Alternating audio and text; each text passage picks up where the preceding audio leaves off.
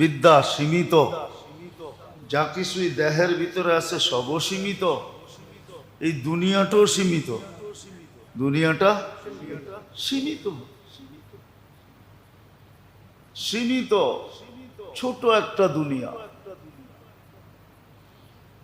ছোট একটা দুনিয়া। সব কিছু সীমিত দিয়া গড়বে কিভাবে?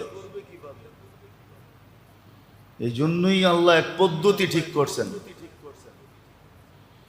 এক পদ্ধতি জারি করছেন আল্লাহ। এটাও মানুষের উপরে দয়া করে করছেন, নাহলে বাধ্য করে দিলে কিন্তু আমরা বাধ্য ছিলাম।